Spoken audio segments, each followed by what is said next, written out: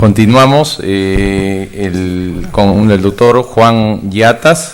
Juan es ex residente de esta casa, se desempeña como gastroenterólogo, dedicado también a la parte terapéutica, sobre todo en ecoendoscopía. Es catedrático de la Universidad Ricardo Palma y también ejerce sus funciones en la práctica privada en la clínica Sana en el Golfo. Él va a tocar el tema de lesiones subepiteliales esofagogástricas, la utilidad de la ecoendoscopía. Adelante, Juan, gracias. Doctor Ramos, muchas gracias. Bueno, con todos ustedes, el tema, buenos días ante todo. El tema que me toca exponer es acerca de lesiones subepiteliales esofagogástricas y cuál es básicamente la utilidad de la ecoendoscopía. Cuando nosotros hablamos de las lesiones subepiteliales, vamos a empezar por la definición. Y lesión subepitelial se llama cualquier tumor originado por debajo del epitelio, llámese por debajo de la mucosa superficial. Entonces estamos hablando de aquellas lesiones que eventualmente puedan aparecer en la mucosa profunda, en la submucosa y la muscular propia, cuando hablamos de la pared intestinal misma. Pero sin embargo, también las lesiones subepiteliales también pueden hablar de las lesiones extramurales, ¿no? Cuando son lesiones extramurales que se detectan por otros métodos o incluso por la ecoendoscopía, que las puede definir muy bien a ambas, tienen su manejo propio y no es el motivo de esta exposición. Así que vamos a hablar básicamente de aquellos tumores que se originan de estas tres capas, ¿no? La frecuencia es una de cada 300 endoscopías. Estoy seguro que acá todos han encontrado lesiones subepiteliales con relativamente frecuencia. Los síntomas y la naturaleza es benigna, ¿no? Cuando se presentan con síntomas son los menos. Naturaleza maligna es menos del 10%. Y acá la utilidad de la ecoendoscopía es básicamente definir quiénes son benignas y quiénes son malignas, desde el punto de vista oncológico. La benigna nos olvidamos y ya no hacemos seguimiento mayormente, y las malignas es las que evidentemente tenemos que tratar, ¿no? Acá tienen la visión histológica y nosotros lo que vemos por ecoendoscopía. Nosotros tenemos dos tipos de sonda. Nosotros trabajamos hasta 10 MHz en este hospital. Sin embargo, hay otras ondas que trabajan entre 12 a 30 MHz. Idealmente, para lesiones subepiteliales, como están muy cercanas a la mucosa, trabajamos con alta frecuencia, ¿no? No hay diferencia significativa. Eso hay que recalcar en los estudios, al menos para identificar qué lesiones son benignas o qué lesiones son malignas. No hay diferencia significativa entre ambas, entonces trabajar con una de 10 MHz es suficiente. Y la idea de la ecoendoscopía es definir de dónde viene la lesión subepitelial. Acá tenemos el epitelio, que es la mucosa superficial. Tenemos una mucosa profunda, tenemos una submucosa y una muscular. Cualquier lesión subepitelial va a derivar de estas tres capas, como le dije. De la mucosa profunda, de la submucosa y de la muscular. Eso es. Y la ecoendoscopía la define bien de dónde proviene, la define bien. Acá les presento todas las lesiones subepiteliales. Obviamente hay más, cerca de 20-25 lesiones subepiteliales, de acuerdo a las clasificaciones que uno pueda leer. Y cada lesión subepitelial tiene su origen en una capa. Entonces, el primer objetivo al hacer una ecoendoscopía de una lesión subepitelial es de qué capa proviene. Lo segundo es la densidad de esa lesión, ¿no? Entonces acá tenemos dos límites. Un límite cuando nosotros tenemos lesiones que no tienen eco. Al no tener eco son lesiones totalmente negras, ¿no? Y el otro límite es aquellas lesiones que tienen mucho eco, que son lesiones prácticamente blanquecinas, digamos, ¿no? Y entre ambas están las lesiones hipoecogénicas, hipoecogénicas, que a veces incluso es un poquito subjetivo definirlas si son iso o hipoecogénicas. En líneas generales, hipoecogénicas, el intermedio. Entonces, definiendo la capa de dónde proviene y definiendo la densidad de las lesiones, nosotros podemos definir hasta con el 80% de seguridad qué tipo de lesión es. ¿Es benigna o es maligna? Y si hay dudas, ya tenemos algunos esquemas que lo hablaremos más adelante, ¿no? Acá quizás precisar, lesión ecogénica de tercera capa, que no tiene eco, es lesión quística, benigna, nunca más se sigue. Lesiones hiperecogénicas que viene de tercera capa blanca, la única lesión quizás conocida es el lipoma, también totalmente benigna, no se sigue y no requiere seguimiento adicional. Todititas, el resto de lesiones, que es la mayoría, siempre están en el rango de la hipoecogenicidad, ¿no? el siguiente esquema que les presento es básicamente para definir de todas las lesiones subepiteliales, como le dije, más del 80% son benignas, pero algunas sí tienen potencial maligno y hay que seguirlas, o en todo caso hay que resecarlas, ¿no? Y en particular importancia mencionar al GIS y al tumor neuroendocrino. Esos dos tumores son los que nosotros debemos precisar con exactitud.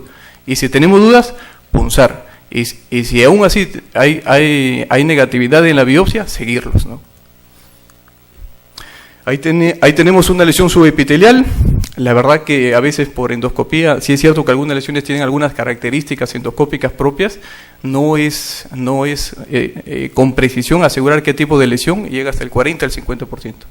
Entonces es ahí donde la ecoendoscopía cumple un rol, ¿no?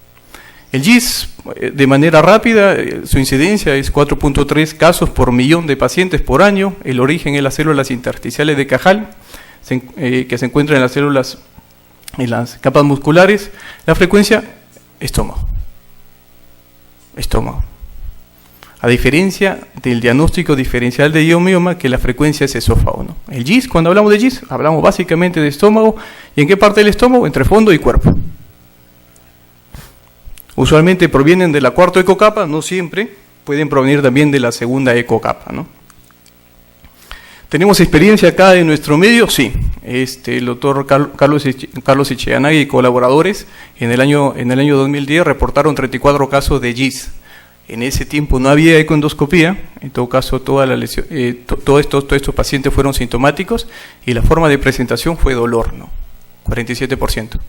El segundo manera de presentación, 44%. Entre los dos, más del 80%, ¿no? O sea ya lesiones subepiteliales, GIS, pero sintomáticos, ¿no? Aún más importante, de todas las lesiones que ellos encontraron, aunque si bien hay que precisar que fueron de las lesiones sintomáticas, de alto riesgo fueron 50%. Nosotros, para tratar GIS, al menos resecarlos, ya sea endoscópica o quirúrgicamente, para resecarlos tiene que ser de alto grado o grado intermedio. De alto riesgo o de mediano riesgo. Lo de bajo riesgo lo dejamos por lo general, ¿no? Entonces, acá si uno ve, si se resecó el 41%, a veces son costos efectivos que deberían evitarse, ¿no? Y eso es justamente una de las razones por la cual la ecoendoscopía sí tiene bastante utilidad, ¿no? Localización, estómago, de acuerdo a las realidades internacionales, lo más frecuente. Y acá, ya un poquito adentrándose en el aspecto ecoendoscópico, la ecoendoscopía predice malignidad, sí. Hay dos características básicas de la ecoendoscopía que nos dicen que una lesión de cuarta capa es maligna o no es maligna. El tamaño mayor a 2 centímetros, según la ASGE y según la NCCN, deben ser resecadas, ¿no? Ya sea endoscópica o quirúrgicamente, porque tienen alta chance de ser malignos estas dos lesiones. El tamaño mayor de 2 centímetros, que lo define muy bien la ecoendoscopía, y los márgenes irregulares, que lo define muy bien la ecoendoscopía, ¿no? Otras características que predicen malignidad por ecoendoscopía y que por lo tanto deberían también ser resecados son los quistes intralesionales. Acá tenemos uno. Recuerda que cuando hablamos de quiste dentro de una lesión irregular con bordes irregulares, es anecogénica. La heterogeneidad de su densidad, acá no es homogéneo, hay 3 densidades. La ulceración, como ven en esta foto, y los focos hiperecogénicos, los puntos blancos que vemos acá. Esos son características de malignidad y por lo tanto toda lesión de cuarta capa que tiene esto, cirugía. En la guía japonesa también nos dicen más de 80-90% de posibilidad de malignidad y deben ser resecados, ¿no? Entonces ahí sí tiene utilidad la ecoendoscopía en las lesiones de cuarta capa. Acá, por ejemplo, tenemos una lesión, ustedes lo identifican, está acá. Es una lesión. Acá, vean de qué capa proviene, es de la cuarta capa, ¿no? Una lesión, esto es 1 centímetro, más o menos unos 3 centímetros, pero es los márgenes completamente regulares, completamente homogénea, no tiene quiste, no tiene calcificaciones, lesión probablemente benigna, va a seguimiento, ¿no? Acá tienen otra lesión, recientemente realizada hace una semana, lesión que proviene de la cuarta ecocapa. Miren cómo la muscular viene y se abre. Acá se abre y nuevamente acá regresa a la cuarta capa muscular. Y esto es la submucosa. Acá ven el tumor medía 18 milímetros. los márgenes son completamente regulares, no tiene calcificación, no tiene estrías, los bordes son regulares, como digo, lesión benigna, sí, a seguimiento. Acá tienen otra lesión definida por ecoendoscopía, empezando por el tamaño que mide 66, más de 2 centímetros, es quirúrgica. ¿Por qué? Porque tiene alta posibilidad de ser maligno y debe ser resecado, ya sea endoscópica o quirúrgicamente. En este caso, a lesiones mayores, obviamente más malignidad, y acá aparecen otras lesiones también, por ejemplo, estas lesiones quísticas dentro de la lesión y las lesiones hiperecogénicas dentro de la lesión. Definitivamente, a mayor tamaño, mayor riesgo de malignidad. Entonces,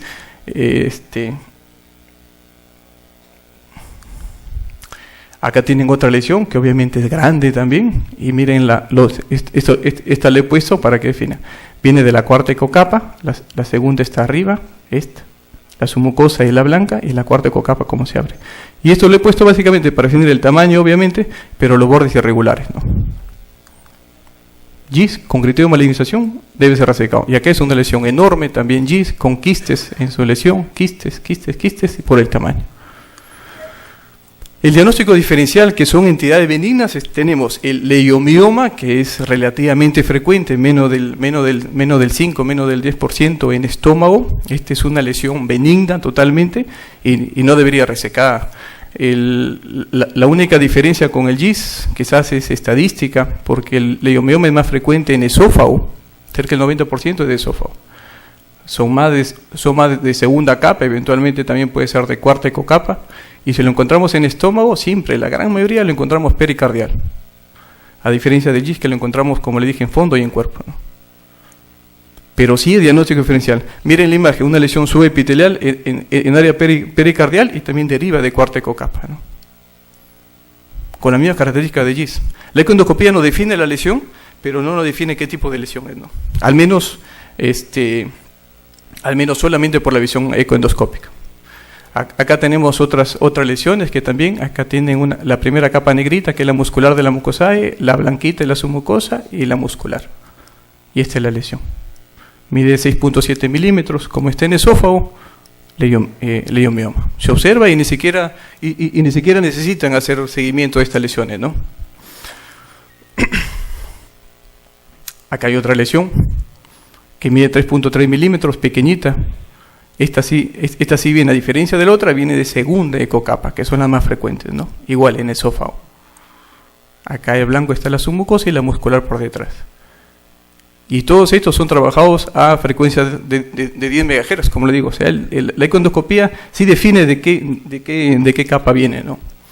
Y el manejo justamente para diferenciar a las lesiones de cuarta ecocapa, si es un tumor maligno del benigno, o sea, si es un GIS con intermedio o alto riesgo de malignización versus un leiomioma o xanoma, que son los diagnósticos diferenciales, para definirlos hacemos esto.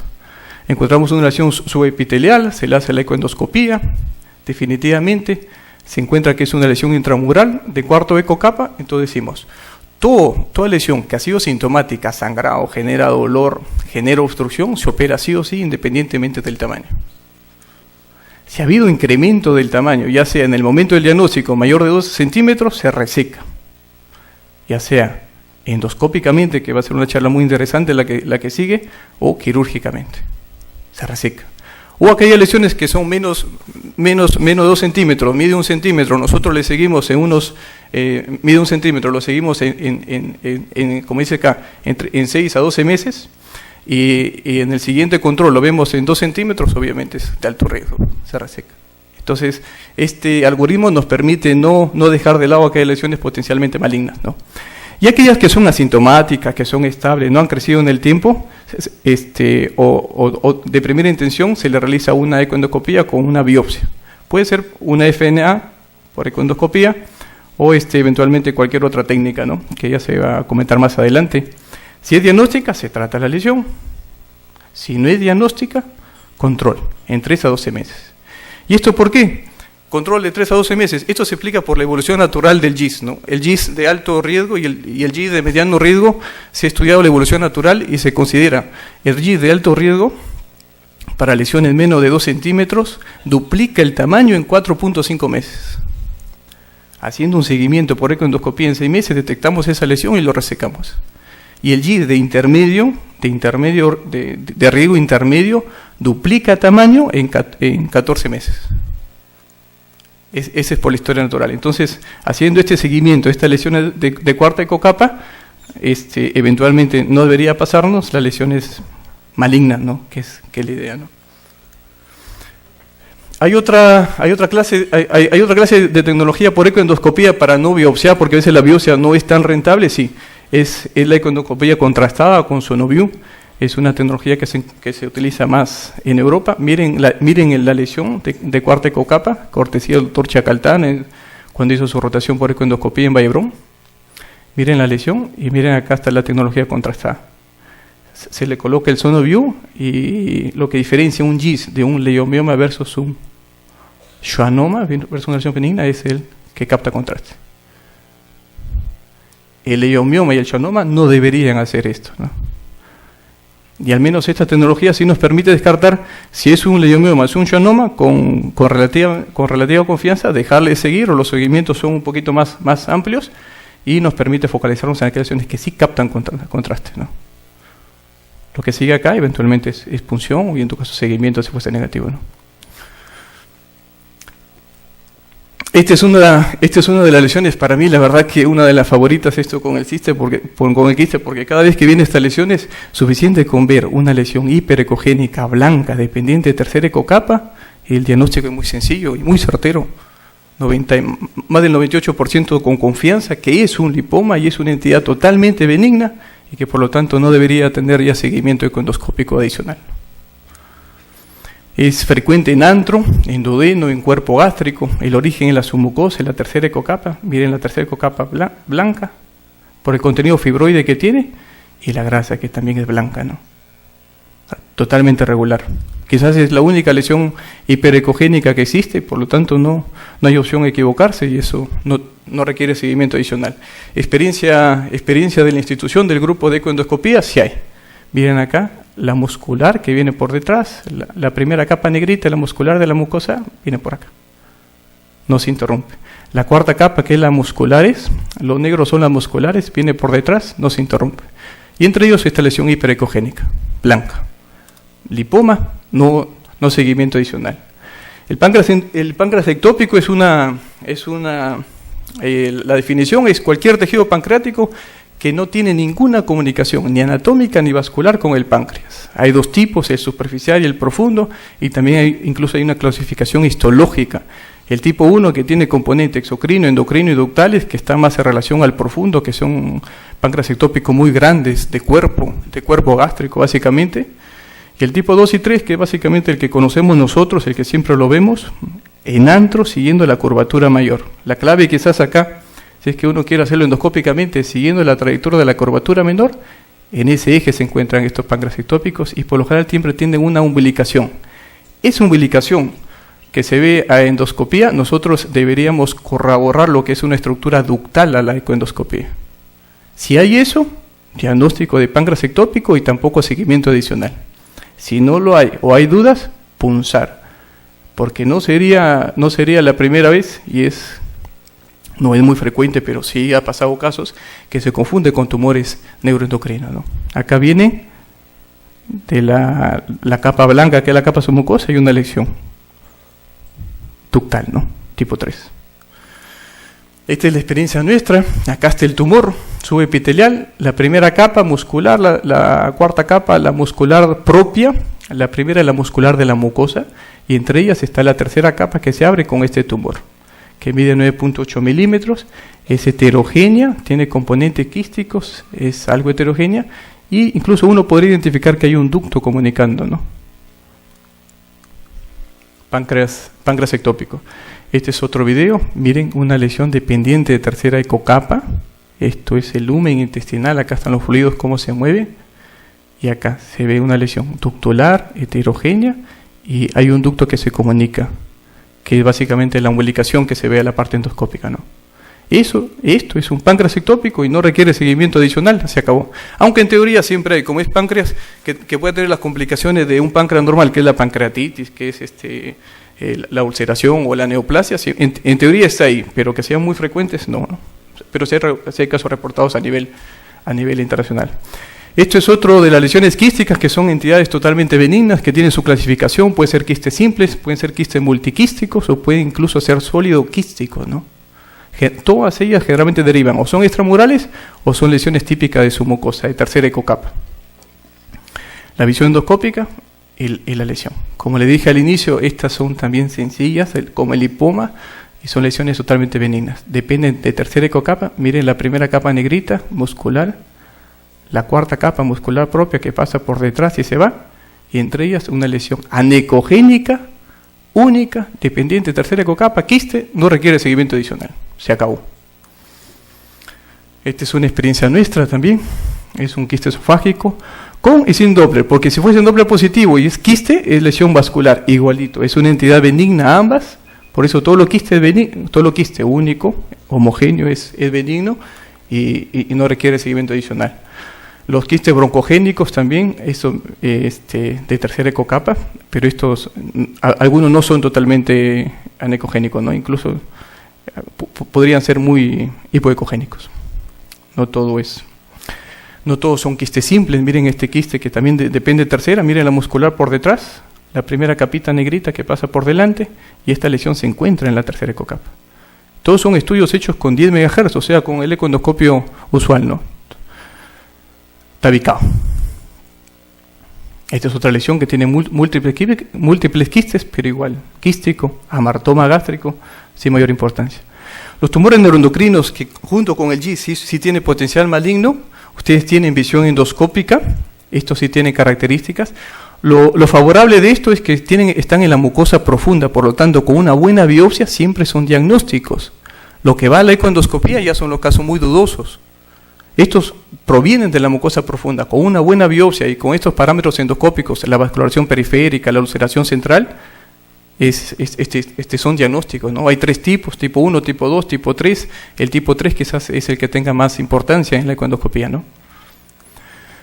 Miren, igual es una lesión subepitelar. Esta no tiene ninguna característica endoscópica, solamente lesión subepitelar. A la ecoendoscopía, una lesión heterogénea dependiente de tercera ecocapa. El diagnóstico final se hace por histología, la inmunistoquímica y la punción, ¿no? Miren esto, yo no sé. A veces esta lesión lo pongo usualmente porque a veces a mí, de primera impresión, en curvatura mayor, aunque esté en cuerpo distal, pero el páncreas ectópico sería un diagnóstico diferencial. Y lo tiene. Ahí tienen la otra lesión, dependiente de tercera ecocapa. Y el manejo de lesiones de la segunda, tercera ecocapa es esta. Si viene de la tercera ecocapa, lesiones hipoecogénicas que son sintomáticas o han incrementado en tamaño, se deben resecar. Si no lo son, biopsia, y si no es diagnóstica, seguimiento, igualito. Y para acabar, para acabar la presentación, entonces hay que recordar, por la ecoendoscopía, definir de qué capa viene la lesión y la densidad. Generalmente la densidad, si son quísticos, son lipomas, ya no requieren seguimiento. Si son lesiones hipoecogénicas, estas sí hay que biopsiarlas. Siempre está el GIS y el tumor carcinoide, ¿no? Los eventualmente malignos. Eso es todo. Muchas gracias, Juan. Muchas gracias. Por cuestiones de tiempo vamos a ver.